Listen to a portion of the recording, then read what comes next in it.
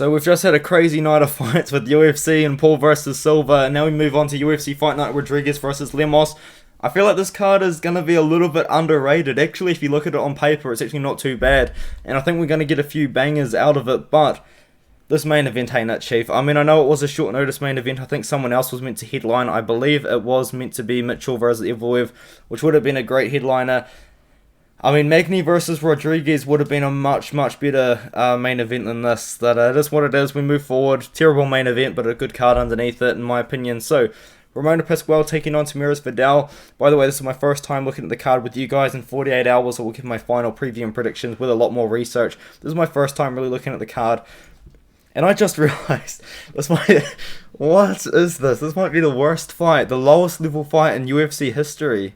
Or at least modern UFC history, you know what I mean? Like, this is just bad, man. Tamiris Vidal, she ain't that great. I mean, she did beat Island Perez by disqualification to knees to her groin area. And now she's fighting Ramona Pascual. Ramona Pascual just doesn't really bring anything, in my opinion, that can get her a win in the cage. I don't really understand what she's done in the past to get victories, because she's just not looking like a capable fighter whatsoever now that she's entered the UFC. And I think Tamiris Vidal should win this one, though. I guess maybe Ramona Pascual could take her down and win that way, but I haven't researched this fight. I'm just going to pick Vidal for the sake of it, but this is just, that's terrible. That's really low level. Jake Haley taking on Carlos Candelero. This will be a good fight. Hadley is taxed a lot. Jake Hadley's minus 275. That's a very interesting line right there. I mean, Jake Hadley, I guess in hindsight, maybe I should have seen it come in. Him losing to Alan Nascimento, that was a pretty tough debut, and Alan Nascimento is a really good grappler, but so is Jake Hadley, and he just got out-grappled by Alan Nascimento. This is actually the guy that missed weight on the Dana White's Contender Series, submitted Mitch Raposo. Dana White decided to sign him, and Sean Shelby, and I believe someone else got really angry about it. Then he come in and lost his debut, so maybe that was like Sean Shelby saying nah. But yeah, I picked Jake Hadley to win his debut. He didn't look too bad, but Nascimento just out-grappled him and looked better. Before that, though, he was beating pretty good opponents over in Bellator, Cage Warriors as well. I'm going to be picking Jake Hadley again. I think he's going to out-grapple Carlos Candelario. Kind of like what Tatsuro Taira just did to him. Jake Hadley should be able to utilize the same sort of game plan. Tatsuro Taira managed to out-grapple Candelario to a decision win. Candelario lost to Victor Altamirano. It was a fight where I believe Dana White thought that he won, so he signed him off that loss, but I think that Victor Altamirano... I think I picked Altamirano. I thought Altamirano won that fight, but anyway, Candelario's in the UFC. This is not a good fight for him. I think Hadley should be able to out-grapple him to a win here. I might just go with decision, though, like Tatsuro Taira did, but I wouldn't be too surprised if a submission happened. It's going to be a grappling fest, and Jake Hadley's going to be the one initiating it. The next one here, after I saw Johnny Munoz get KO'd by Tony Gravely, I thought that maybe I'm never going to pick Johnny Munoz to win a fight again. I mean, the shot that KO'd him was like a weird like it wasn't... I might have to rewatch it because I might not be remembering correctly, but from my understanding, it was just like a weird sort of tiny little uppercut that looked like it had no power behind it whatsoever, and Munoz got KO'd by that, and I was just like, man, I just can't pick this guy again, and his record is pretty padded. Like, his 1 wins over Jamie Simmons, who's not in the UFC anymore. Nate Maness wasn't able to KO him, though, which I guess might be a bad look for Maness, who's on later in the card. But Sherlinian, I can't pick Sherlinian to win a fight with good conscience either. This guy was on the Ultimate Fighter, won a couple of fights there. He's got a really good win over Yuma Horiguchi that has aged somewhat well. I know Yuma Horiguchi's record is now 10-5, but this guy was on road to UFC. This is Yuma, and he recently bounced back with a massive win. He fought Jack Shaw. I believe that might have been a short notice fight. I could be wrong though, and he did lose that. But yeah, I'm gonna go with Munoz Jr. by grappling win. Oh man, if Sherlinian knocks him out though, I'm gonna look like a fool because I can just see it coming. I can just see Munoz getting KO'd by literally anyone. Now, Jinyu Frey taking on Poliana Viana. I'm going to go with Jinyu Frey here. She does have good wrestling, and she does have better striking than Vanessa Demopoulos. One of the worst decisions of the year, in my opinion, was that Jinyu Frey versus Vanessa Demopoulos one. I have no idea how they gave it to Vanessa, but for some weird, like really weird reason, the UFC's trying to promote Vanessa Demopoulos. Like, they've got her hosting and commentating like smaller cards. She's even got like her own like media show, I believe, on UFC Fight Pass. I feel like that's probably the reason why they just gifted her that decision. But I'm going to be going Junior Frey to use her wrestling, and her striking is not too bad either. But I think Frey's going to look to wrestle Viana here, who just lost to Richie, which isn't that bad of a look really. But I'm going to trust Junior Frey to be able to win this one here by decision. Not a very popular choice, I see, but yeah, I'm picking Frey. I know she's old. I know she's very small for 115, which is weird to say, but she used to fight at 105 pounds. But she did beat Vanessa Demopoulos. Like, that was such a bad decision. It's one of the worst of the year. Bautista's taking on Benito Lopez. Benito Lopez hasn't fought for a very long time, I believe. Yeah, three years. This guy's 28 years old and he hasn't fought for 3 years. This is one of those fights which you can be confident to Mario Bautista on, but I would recommend to you to keep your money in your pocket. And the reason is we have no idea what Benito Lopez is going to look 3 years later. But this guy hasn't fought for 3 years. Like, he could look like a world champion against Mario Bautista and be the plus 200 underdog that he is right now. Like, we don't know. You know what I mean? And yeah, I'm gonna go with Mario Bautista because he has been impressing me recently. He has a guy that wasn't on my radar until he started racking up these 2 recent wins. He beat Jay Perrin. I believe Perrin took him on short notice, and then he beat Kelleher and he submitted him pretty early on into the fight. He did lose to Trevin Jones, which isn't aging very well. But he is the guy that beat Miles Johns. Benito Lopez, though, as I said, he hasn't fought for 3 years. We don't know what this guy's going to look like because he could come out there and look the same as he did against Vince Morales. He could come out there and look even worse, or he could come out there and look like a world champion out of 3 years of hard training. We don't know, but I'm going to be going Mario Bautista on this one here. He's a pretty well-rounded fighter. He's got KO power. He's got grappling as well in his back pocket. I like Bautista to win this one. Miranda Maverick versus Shanna Young. I'm going to be going with Miranda Maverick here because Shanna Young genuinely has absolutely no idea how to fight whatsoever, and Miranda Maverick does. And that's just what it comes down to, really. I mean, she was losing to Gina Mazzani on the feet, and then, like, got on top of Mazzani and he got ground and pound. I think Mazzani was gassed in the second round as well. I can't even remember that well, but all I remember was just watching that fight and just thinking, like, what is going on? Like, what is the state of the women's flyweight division? And it's not good. It's really not good. Miranda Maverick really should finish her in the first round. I believe they've actually fought in the past as well, and Maverick finished her in the first round, so I don't really see anything different. And also Maverick beat Macy Barber as well, who's a pretty good fighter herself. Yeah, she beat Shanna Young in an exhibition fight for Invicta FC by first round rear naked choke. I think she's going to get a first round finish as well over Young as well. I'm going to go first round rear naked choke again. Young just has no idea what she's doing. And Maverick's actually a pretty good fighter, and that's just what it comes down to in this one here. Derek Minner taking on Shaylan Nurdimbiki. I've got to go with Shaylan Nurdimbiki here. He looked pretty good against TJ Brown. He used his grappling to win that one. It was a very, very competitive decision, but I feel like TJ Brown in that matchup was just making really weird decisions on the ground, which was costing him the fight, really. And before that, he beat Sean Soriano, which I guess is an alright win. I think Soriano actually recently lost to a guy with a losing record, though. So I think that win has aged really badly. But Calabell's not a bad loss to have him before that. He wasn't fighting the best level of competition, but you do see that out of a lot of these Chinese fighters, they don't fight the best levels of competition, unfortunately, because it's still a developing region in the sport. But let's have a quick look. If my okay, I can't use my computer, guys. I've got no skills on a computer whatsoever. But let's look at Sean Soriano's record. I'm pretty sure this guy lost to a guy with a losing record at Eagle FC. He did to a guy that was 6-6. Okay, that's not a well-aging loss. What I mean, Derek Minner's pretty live on the ground. From my understanding, this guy's got like 20 submission wins as well. He fought Charles Rosa, TJ Laramie, submitted him. But after that, he fought Darren Elkins, who's a pretty good veteran at this point, and Ryan Hall's a pretty good submission artist, and Ryan Hall had him in some trouble. He looked pretty good in the fight, but was never able to finish Minner.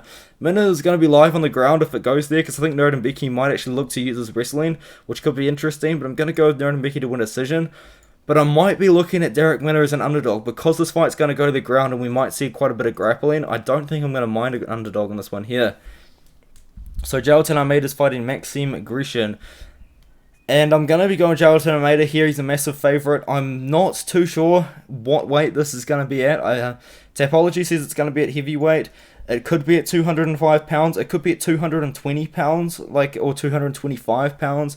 Like Jailton Almeida's been fighting in the past, but I like the fact that Jailton Almeida's been active. This guy's not even 32 years old yet, but he is getting a little bit too old to be a prospect. So if he wants to make a run in the division right now, he has to do it now.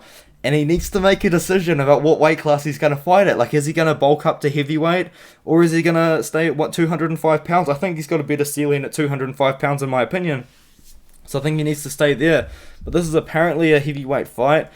I think Almeida only walks around at like 220 pounds, or he may be in 216 pounds, because he weighed in at 216 pounds for a catchweight fight at like 225 pounds or something like that. So I've got to go with Almeida. This guy's an absolute beast on the ground. I'm going to go with him by submission. Maxime Grishin, honestly, I think Maxime Grishin's got nothing for him. I'm going to say that right now. I think Almeida's going to get a finish, and the odds are going to be crazy, as they always are. Yeah, I see him winning.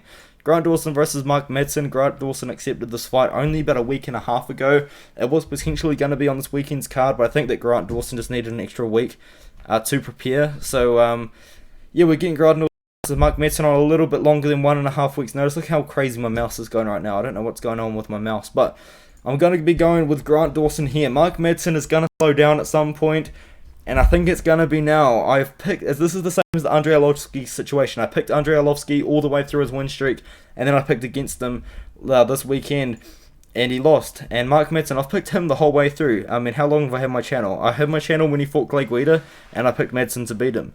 I picked him to beat Vince Pichel as well, and now I'm going to be picking against him. I'm going to pick Grant Dawson. Madsen is slowing down. I know he's an Olympic wrestler, and he does have really, really good wrestling background.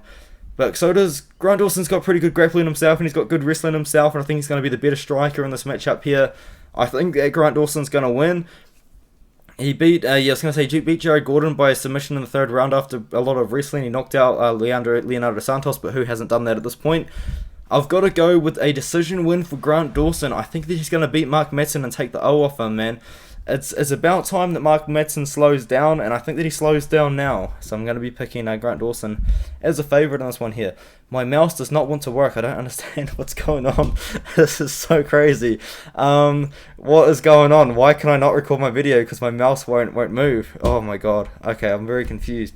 Tagir Ulanbekov taking on Nate Maness. I'm taking Nate Maness as the underdog in this one here. Believe it or not, Nate Maness, I want to use my mouse, but it won't let me. He fought Umar Nurmagomedov, and he lost the decision, but in that fight, he just tried to not lose, really. He just tried to not get finished. And that one, now he's moving down to 125 pounds, and I think that it might be a good move for him, but I think he's going to be huge for 125, and I think he might struggle with the weight cut as well, and he's fighting Tagir Ulanbekov, who is a guy I'm not high on, you know what I mean? I didn't, sorry, I'm going to lie to you guys. I picked Tagir Ulanbekov to win, but I think I said that I wouldn't be surprised if Tim Elliott won, and in hindsight I should have just picked Tim Elliott, because I do not rate Tagir Ulanbekov very highly at all. I know he's in Khabib's camp, but there's a reason why people don't talk about Tagir, and they talk about everyone else in Khabib's camp. It's because he's not that good. I'm going to say it, like, he beat Alan Nascimento by split decision. Should he have won that fight? Probably not. He beat Bruno Silva, who I guess is okay, but he was on a losing streak at that point, I believe. And before that, he was fighting pretty good competition, to be fair. But this guy's not anything special, man. He's pound for pound the most inbred fighter in the UFC. And I think that Nate Maness, if he can keep it on the feet, which I am going to expect him to do, I think he's going to have a lot of success, because Tagir Ulanbekov's striking is terrible. But if Nate Maness just fears the takedown the whole time, or even gets taken down and then just has the same background as he did against Umar Nurmagomedov, a fight plan, I mean, and it's not get finished, Tagir Ulanbekov will win. But I'm going to go with Maness here, and because it's Tagir Ulanbekov and his striking is that bad, I'm going to go with Maness by KO. I'm pretty sure he should be able to get it done in this one here. Now, Josh Parisian's taking on Chase Sherman. And, oh, guys, I never ever thought that I would say this. I'm going to pick Chase Sherman to win a fight in the UFC. I'm going to do it. And this is the reason why. Josh Parisian got knocked down by Alain Bardot, and Alain Bardot was throwing standing hammer fists. Alain Bardot was striking like this with Josh Parisian, and he knocked him down. Watch the fight. He was striking like this, and he knocked Josh Parisian down, okay? Chase Sherman's a former BKFC heavyweight champion. I know that may not mean too much to a lot of people, but it still shows that he does have somewhat decent striking, somewhat good, decent boxing. And he outboxed Jared Vanderaa, which in hindsight actually doesn't look that bad because Jared Vanderaa had a pretty close fight with Waldo Cortez Acosta. Man, I feel like this is just going to be a terrible take, and I feel like I'm going to look stupid because Josh Parisian does have wrestling and Chase Sherman's got nothing on the ground. But Josh Parisian got knocked down by hammer fists by Alan Bardeau. Okay, watch the fight or just watch the knockdown.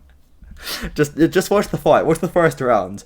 Like Alan Bardeau, I cannot state it enough, was throwing standing hammer fists against Josh Parisian and knocked him down. And in the post-fight interview, even Josh Parisian said that he can't remember it happening. I'm picking Sherman. I'm gonna pick Sherman, and he's actually pretty close on the Tapology votes. I think Sherman's gonna box him up on the feet. But also, why is this so high up on the main card? UFC for some reason just loves to have low-level heavyweights at the top of the main card, and it makes no sense whatsoever. We had it Waldo Cortez Acosta versus Jared Vanderaa, and now we've got Josh Parisian versus Chase Sherman.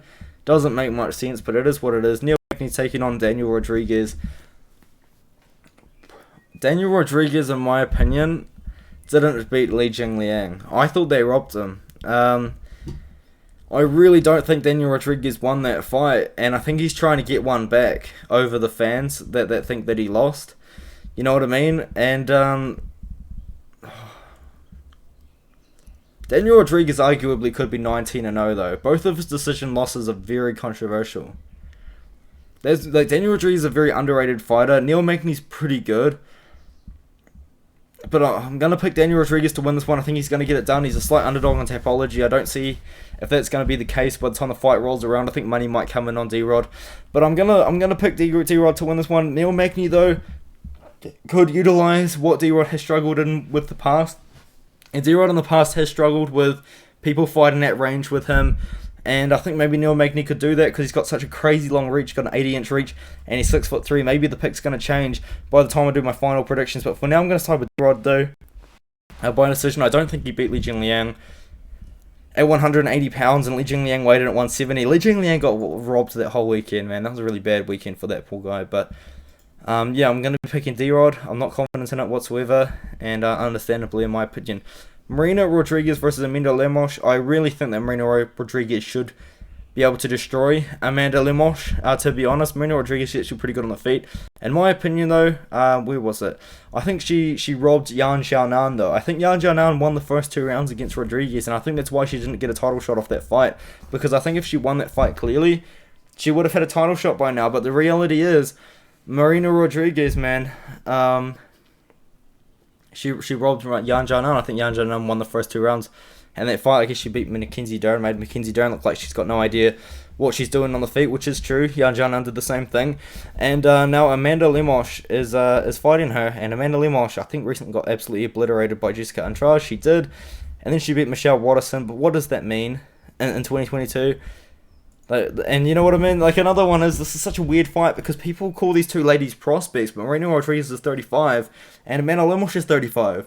In my books, if you're over the age of 30, you're too old to be a prospect. So these girls are like gonna retire soon, you know what I mean? So I think Rodriguez is gonna win the fight by decision on the feet.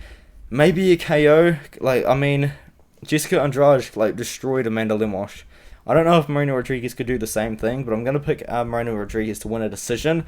I think she's that good of a striker, man. I really think she should be able to beat Lemos on the feet at range. She's got, I was going to say she's got a pretty good reach for this division, but she doesn't. It's the same as Lemos, but I feel like she uses her range quite well. Is probably the difference because she is a pretty good kickboxer. I think Rodriguez wins the fight, gets a title shot against whoever wins at UFC 281. And retires after not winning the title because she's almost 36 years old at women's strawweight. So yeah, gonna pick Marina Rodriguez in this matchup here, and that's it. That's it for the whole video. Hopefully it didn't go for too long. I feel like I talked for a little bit too long. 19 minutes. Sorry guys, I talked for ages. But yeah, that's what it is. Let me know what you think about the fight, and I'm looking forward to it. I think it's gonna be another good card, sneaky good card with a terrible main event on top of it. I don't think anyone wants to see Rodriguez versus Lemos go for 5 rounds. I think Magny versus Rodriguez would be much better. And Jailton Almeida versus Grecian. If you really, really wanted to build Jailton Almeida, you could maybe put him at the top of the card. I feel like Magny versus Rodriguez would have been a much better main event. But this is a good card. You got 13 fights. I love it when we've got lots of fights. We only had 11 fights this week, thanks to a couple of people stepping in on short notice. 13 fights is going to be a good card, and I like it. Let's move on to whatever video I make next. It might be like a reaction to Jake Paul versus Silva. I might make that video tomorrow. So stay tuned. If you like the channel, if you like the video, please subscribe and leave a like. I appreciate it, and I'll see you in the next one. Cheers.